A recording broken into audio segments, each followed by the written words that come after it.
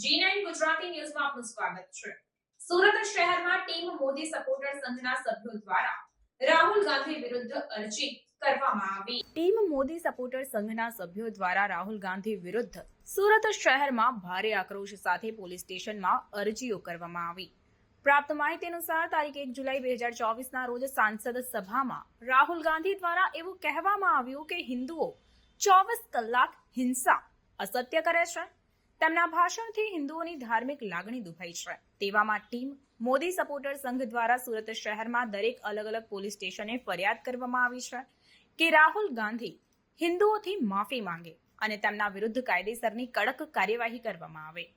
Katargam police સ્ટેશનથી પરેશભાઈ વઘાસિયા દ્વારા અરજી કરવામાં આવી છે કે ભદ્રિકાબેન ગાંધીએ Adajan police station, Maulikbhai Nadiyadhara Sarthana police station, Amitbhai Panwala Pal police station, Ritaben Patodiya Kapodra police station, Sangitaben Patel Rander police station, Gauravbhai Patel Varachha police station, Rohitbhai Butani Puna police station, Sunnybhai Patel Singanpur police station, Hiteshbhai Koshiya, Virendrabhai, Prakashbhai Nagla, Sumanben, Jaybhai Ahir હાજર રહ્યા હતા। તેમજ મોટી સંખ્યામાં સંગઠનના સભ્યોએ હાજર રહીને ફરિયાદ કરી હતી। સાથે સાથે ટીમ મોદી સપોર્ટર સંઘ દ્વારા એક જ વાત કરવામાં આવી છે કે રાહુલ ગાંધી હિન્દુઓથી માફી માંગે।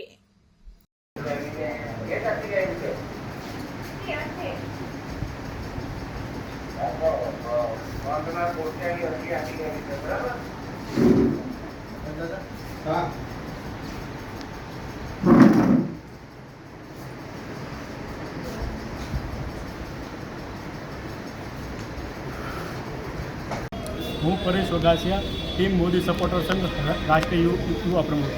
1/7/2024ના રોજ લોકસભાના સાંસદ રાહુલ ગાંધીએ જે સ્ટેટમેન્ટ આપ્યું છે સાંસદ સભામાં કે હિન્દુઓ સતત હિંસા કરે છે અને અસત્ય બોલે છે, તે વિરુદ્ધમાં અમે આજરોજ પોલીસ સ્ટેશનમાં અરજી આપી છે કે રાહુલ ગાંધી હિન્દુઓની માફી માગે અને કડકમાં કડક